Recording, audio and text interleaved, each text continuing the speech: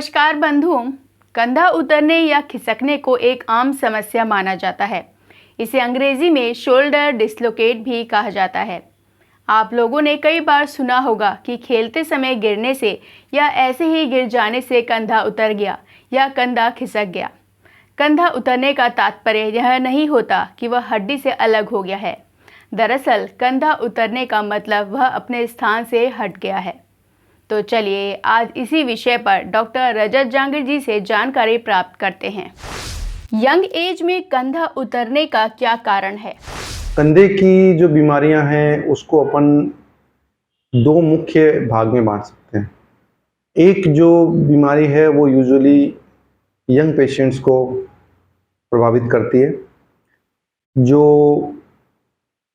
युवा व्यक्ति हैं वो कंधा उतरने की समस्या से नॉर्मली पीड़ित रहते हैं। किसी कारण से अगर उनका कंधा एक बार उतर गया है तो वो बार बार उतरता है। और ये जो कंधा उतरने का प्रोसेस है ये जितनी यंग एज में होता है, जितनी युवा एज में होता है, उतना ही उसके बार बार उतरने की समस्या बनी रहती है। अगर आप कहें तो जो 10 से 20 साल की उम्र में एक बार कंधा उतरा, मान लो किसी चोट के कारण से या कोई एक पर्टिकुलर पोजीशन में कुछ एक्टिविटी की या कोई खेल में उनको चोट लग गई, उसके बाद में कंधा उतर गया, तो 10 से 20 की एज में उतरा है तो लगभग 90% संभावना बनी रहती है कि वो बार बार उतरेगा। फिर 20 से 30 की उम्र में अगर होगा तो 70% चांस है कि वो बार बार उतरेगा। और अगर 30 से 40 के बीच में है तो लगभग 30% चांस है कि वो बार बार उतरेगा। और उम्र के साथ में और बढ़ने के साथ में चांस कम होता जाता है। तो ये जो युवा व्यक्ति है ये अगर एक बार हो जाए तो बार बार कंधा उतरने की समस्या से ग्रसित रहता है। तो नॉर्मली जो कंधा उतरता है वो ये बाहर की तरफ में जो पोजीशन बनती है इसमें ये कंधा उतरता है। या तो जैसे आप कोई चीज़ थ्रो करते हैं या पीछे से कुछ चीज़ लेने जाते हैं तो उस समय ये समस्या हो सकती है, या पीछे से इस तरीके से हाथ भी कुछ लेते हैं तो भी ये कंधा उतर सकता है। कंधा उतरने के बाद में आपको एकदम से बहुत ज़्यादा दर्द होता है और जब तक कंधा बैठ नहीं जाता है जब तक आपको दर्द बना रहता है। तो सबसे पहले तो ये है कि जब कंधा आपका उतर जाता है तो उसके बाद में आप सबसे पहले तो विशेषज्ञ से संपर्क करें, वो आपका एक्सरे करवाएगा। एक्सरे करवाने के बाद में कंधे को बिठाने की प्रक्रिया करनी पड़ेगी। अगर कंधा पहली बार उतरा है तो ये ज़रूरी है कि वो बेहोश करके बिठाया जाए, और कंधा अगर बार बार उतर रहा है तो विशेषज्ञ उसको बिना बेहोश करे भी बिठा सकता है, या कई बार जो मरीज है वो खुद भी उस कंधे को बिठा सकता है या बिठा लेता है, या वो ऐसा सीख जाता है कि वो कंधे को बिठा लेता है। कंधा उतरने की समस्या बार बार होती क्यों है? तो ये आपका एक कंधे का जोड़ है। ये बाहर की जब पोजीशन बनती है तो इस तरीके से जब कंधा रहता है इस पोजीशन में तो यहाँ से मांस फटा होने की वजह से कंधा इस तरीके से बाहर निकल जाता है और ये पोजीशन बनती है जिसमें इस तरीके से कंधा उतर जाता है। तो यहाँ आगे की तरफ, मतलब ये फ्रंट वाला पार्ट जो कंधे का है, इसके नीचे की तरफ जो झिल्ली कहते हैं या लेब्रम कहते हैं या मांस कहते हैं वो फट जाता है। तो ये जैसे ये पोजीशन बनती है ये बाहर उतर जाता है। ये बार बार उतरने की प्रक्रिया इस तरह चलती रहती है और ये जितनी बार उतरता है ये पीछे की साइड में हड्डी घिसती रहती है। तो इस समस्या के अंदर में दो जो चोट है वो मिलती है। आगे की तरफ में इस चोट को कहते हैं बैंकार्ड लीजन, और पीछे की साइड में जो हड्डी घिसती है बार बार इसको कहते हैं हिल सैक्स लीजन। तो ये समस्या जब बहुत कम बार होती है, जैसे मान लो 5 से 6 बार उतरा आपका कंधा, तो ये जो बैंकार्ड लीजन या हिल सैक्स लीजन जो चोट है वो काफ़ी कम रहती है। तो उस केस में हम दूरबीन से ऑपरेशन करके इसको वापस बिठा सकते हैं। तो दूरबीन से ऑपरेशन करने में आपके एक छेद आगे की तरफ, एक ऊपर की तरफ, एक पीछे की तरफ करते हैं और अंदर में 3 स्टिच लेते हैं। तो वो 3 स्टिच लेके ये जो प्रोसेस है वो कंप्लीट कर सकते हैं और कंधा आपका बार बार नहीं उतरता है। बिना कोई एक्टिविटी के भी कंधा क्यों उतर जाता है? अगर आपका 20-25 बार कंधा उतर गया है, रात को भी कंधा जैसे उतर जाता है नींद में भी, या बैठे बैठे ही कंधा छोटी सी एक्टिविटी से ही बिना गिरे बिना चोट लगे ही उतर जाता है, तो उस केस में क्या होता है कि ये जो मांस है वो झिल्ली बहुत पतली पड़ जाती है, साथ में पीछे की हड्डी भी बहुत ज़्यादा घिस जाती है, और ये हड्डी ज़्यादा घिस जाने की वजह से इसमें फिर ऑपरेशन भी हड्डी वाला ही करना पड़ता है। तो ये दूरबीन वाला ऑपरेशन ना होके इसमें आगे की तरफ में जो हड्डी होती है, ये आगे की तरफ में एक हड्डी है, इस हड्डी को कट करके और यहाँ पे लगा देते हैं आगे की तरफ में। तो इस प्रोसीजर को कहते हैं लटारजी सर्जरी। तो ये हड्डी वाला ऑपरेशन उसमें करना पड़ता है, क्योंकि हड्डी ज़्यादा घिस गई तो हड्डी को हड्डी से ही रिप्लेस करना पड़ेगा। ये दूसरी तरह का ऑपरेशन है जो कंधा बार बार उतरने की समस्या के लिए किया जाता है। अब ये जो लोग हैं जिनमें दोनों तरह की सर्जरी, या तो दूरबीन वाली सर्जरी करनी पड़ी या जो हड्डी काट के करने वाली सर्जरी होती है वो करनी पड़ी, तो ये लोग नॉर्मली सामान्यतः 3 महीने के आसपास वापस अपनी स्पोर्टिंग एक्टिविटी रिज्यूम कर सकते हैं, खेलकूद में भाग ले सकते हैं। तो ये जो समस्या मैंने आपको बताई ये है जो युवा व्यक्तियों में होती है। फ्रोजन शोल्डर और कंधे का मांस फटना, इन दोनों में क्या फ़र्क है?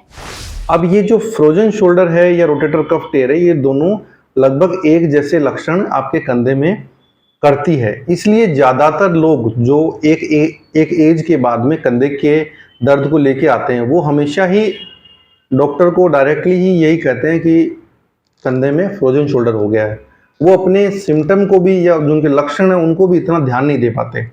अब फ्रोजन शोल्डर का या जिसको कंधा जकड़ गया, इसका मुख्य लक्षण है कि आपके जो कंधे के मूवमेंट है वो पूरे तरीके से, जिसको कहते हैं ग्लोबल रेस्ट्रिक्शन ऑफ मूवमेंट, मतलब आपके कंधे के जोड़ के सभी मूवमेंट हैं वो रुक जाते हैं। आप इसको ऊपर करने की कोशिश करते हैं तो ऊपर नहीं कर पाते हैं। इसको कहते हैं फ्रोजन शोल्डर या एडेसिव कैप्सुलाइटिस। लेकिन अब अगर आपका मांस फट जाता है तो भी आप ऊपर करने की कोशिश करते हैं तो भी नहीं कर पाते हैं। तो इन दोनों में फ़र्क ये है कि जो फ्रोजन शोल्डर में उसमें आपके जो सारे मूवमेंट है, ये घुमाने का, ऊपर करने का, पीछे करने का, सारे मूवमेंट बंद हो जाएंगे।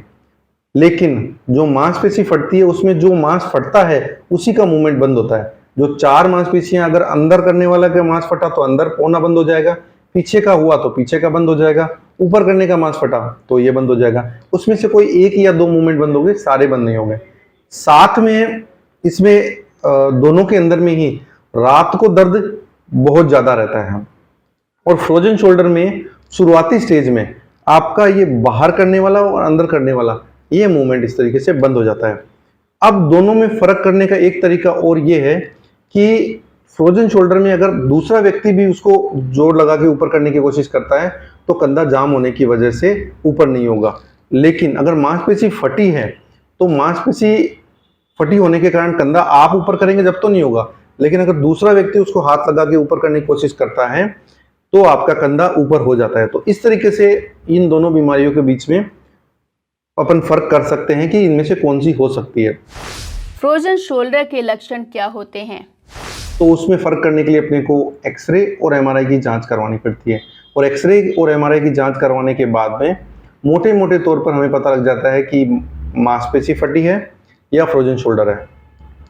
तो पहले ये डिसाइड हो गया कि भी फ्रोजन शोल्डर है, तो फ्रोजन शोल्डर में ये जो कंडीशन है ये नॉर्मली सेल्फ लिमिटिंग होती है। सेल्फ लिमिटिंग का मतलब ये बीमारी अपने आप ही ठीक हो जाती है। अब ये जो समय लेकर, कितना समय लेगी ठीक होने में, वो 3 महीने से लेकर 1.5 साल के बीच में हो सकती है। अब ये फ्रोजन शोल्डर उन लोगों को होता है जिनका कंधा किसी कारण से आपको इस तरीके से रोक के रखना पड़ा है। मतलब आपको या तो कहीं हाथ में फ्रैक्चर था, यहाँ फ्रैक्चर था, आपने हाथ को बांध लिया, उसमें हो जाता है। किसी को हार्ट की बीमारी हो, किसी को डायबिटीज़ हो, किसी को थायराइड हो, या फिर कंधे की कोई सर्जरी आपने करवाई, तो उन सब केसेस के अंदर में कंधा आपका जाम हो सकता है। अब ये बीमारी मैंने कहा कि सेल्फ लिमिटिंग, अपने आप ठीक होने वाली, 3 महीने से 1.5 साल के बीच में 99% केस में अपने आप ठीक हो जाती है। लेकिन मरीज को दर्द बना रहता है। जैसे आप 3 महीने से 1.5 साल का पीरियड है, ये पीरियड के अंदर में पहली स्टेज में मरीज को दर्द रहेगा, दूसरी स्टेज में जो दर्द है वो धीरे धीरे कम होता जाएगा और जकड़न बढ़ती जाएगी। तो पहली स्टेज में दर्द से जकड़न की तरफ जाते हैं आप, और जो तीसरी स्टेज जब आती है, तीसरी स्टेज में आपका दर्द तो काफी हद तक चला जाता है, लेकिन जो जकड़न है वो बनी रहती है, धीरे धीरे करके कम भी होती जाती है। तो पहली स्टेज में जो ट्रीटमेंट है शुरुआती दौर में आपके दर्द को कम करने पे रहता है। तो उस दर्द को कम करने के लिए आप इस पे बर्फ का सेक करें, इसके ऊपर कोई भी गर्म सेक, जेल, मालिश, मसाज इस तरह की कोई चीज़ नहीं करें। और दर्द में बहुत ज़्यादा एक्सरसाइज नहीं करें, बहुत ज़्यादा पेन हो तो उस समय पे ज़्यादा एक्सरसाइज नहीं करें। जैसे जैसे ये सब करने के बाद में आपका पेन कम होता जाता है, एक तो ये सारी चीज़ें करेंगे, प्लस समय के साथ में भी वो दर्द कम होता जाता है। उस समय पे आपको एक्सरसाइज स्टार्ट करनी है, कसरतें करनी है, और कसरत करने के साथ में धीरे धीरे कंधे का जोड़ है वो खुलता जाता है। फ्रोजन शोल्डर ज़्यादातर किन लोगों को होता है? तो 99% केसेस में ये अपने आप ठीक होने वाली सेल्फ लिमिटिंग कंडीशन है, लेकिन कुछ केसेस में अगर दर्द बहुत ज़्यादा होता है तो उस केस में इसमें एक इंजेक्शन, जिसको स्टेरॉइड का इंजेक्शन कहते हैं, वो लगाने के बाद में इसमें दर्द कम रहता है, फिर आपको एक्सरसाइज करनी रहती है तो भी रिकवरी हो सकती है। अगर उससे भी रिकवरी नहीं हो पाती है या जकड़न बहुत ज़्यादा रह जाती है तो कुछ केसेस में दूरबीन से सर्जरी करके कंधे की जो जकड़न है उसको भी कम किया जा सकता है। अब दूसरी जो बीमारी मैंने आपको बताई, पहला मैंने पूरी तरीके से आपको बता दिया कि भाई इसका चेक कैसे करना है फ्रोजन शोल्डर को। दूसरी चीज़, जो मांसपेशी कंधे की फट गई है, तो कंधे की मांसपेशी फट जाने के लिए पहली चीज़, आप हाथ ऊपर नहीं कर पाएंगे, लेकिन दूसरा अगर कोई सपोर्ट से करेगा तो आप ऊपर, हाथ जो कंधा आपका ऊपर हो जाएगा। एमआरआई में ये कंफर्म कर लेंगे कि भाई मांस फटा हुआ है।